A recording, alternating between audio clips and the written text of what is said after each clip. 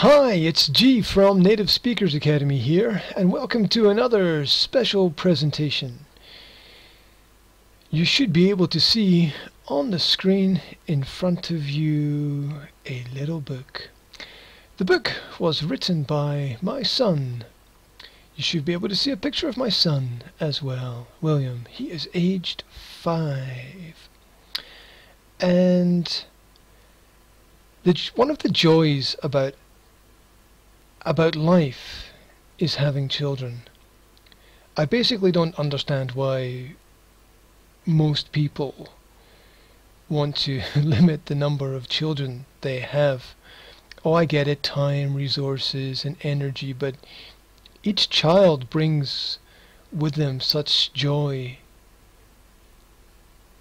and such meaning that I cannot imagine a world without my kids. And it makes me wonder about people who don't have enough time to spend with their kids, or who send their kids away to places like boarding school and things. I really don't understand that. But that's not the point of why we're here today. We're here today to share something. And I came home from work one day last week to find this on my desk. A small book that was dictated by my son to my girlfriend. Now, neither of them have perfect language skills. As I said, my son is only 5, and my girlfriend does not have English as a first language. So they did the best they could, and they created this little book and this little story that I'd like to share with you today. Now, through the book, there are 1 or 2 little continuity mistakes, and so I've added just a few little corrections here and there, just to make the story a little bit more understandable to those who might not be familiar with my son's style. Of course, I wanted to make more corrections, but I had to hold back from putting adjectives in here and adverbs in there, because I wanted to try to keep it as original as possible, and yet still have a coherent story. So, I've talked enough. That's my little introduction. I hope you're going to find this as enjoyable as I did the first time that I read it. So, let's have a look at this book. Herbie and Harold Escape from Destinations Left and Right, by William. Once upon a time, there was once a castle, and there once lived a king and a queen, and they asked for whatever they wanted. And one day they saw a man that carves. The man brought a sculpture for the queen and king. The sculpture saw the queen and king, and it came alive, and it was the carving of a car. It was full of love and fast racing, and the car's name was Herbie. He beat every single car all the time.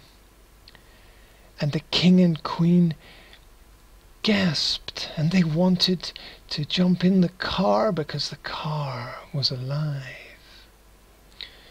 But the car didn't notice that the king and queen were in there. So it started racing through the desert. Herbie was starting to catch up with the other cars that are not alive. And Herbie was really fast, and the king and queen were very dizzy because Herbie was going in quick circles. The queen and king managed to hold the dizziness. They were so hungry, but Herbie didn't notice, and he was going so fast and far from the castle. And they drived into a town, and Herbie was alive, and all the people were very happy to see the queen. and king. Here, Herbie met his friend, Harold, the other Volkswagen, and he was alive too. He looked like Herbie, and he was round like a half circle. And Herbie was like this, and Harold was like this. And Harold was jealous because Herbie knew the king and queen. Harold bashed him and crashed him all night, but Herbie made friends with him. He made a deal that Harold won't bash him and crash him again. Herbie and Harold stopped at the shop for the king and queen to have lunch and to buy things so that they don't get hungry. Herbie went to the gas place to get much more gas. One night, perhaps that should be at night, the queen and king sneaked away from the car and ran into the desert and then home into the castle. Herbie and Harold didn't notice that the king and queen went to the castle and sat down in their king and queen seats, and they were so tired as they had ate all their snacks, and they were so sleepy, and they went to bed. Herbie and Harold woke up, and they gasped. The queen and king were nowhere in sight. They were in the castle in bed. So Herbie and Harold had to rush and run to the castle, but they didn't know which direction the king and queen's bed was. So they took the left, but they found an army of knights sleeping. So they took the right, and they found the king and queen. They tried to wake them up by roaring their engines, but that didn't work. So they tried to jump and bang, but the queen and king were still sleeping. So Herbie and Harold went away back to town. The king and queen had a terrible dream about Herbie and Harold being crashed and bashed. And so the queen and king woke up. But then they were worried about Herbie and Harold. They didn't see Herbie and Harold, so they jumped up and put their clothes on, and they rushed back to town. But they couldn't see them. They were all out of sight.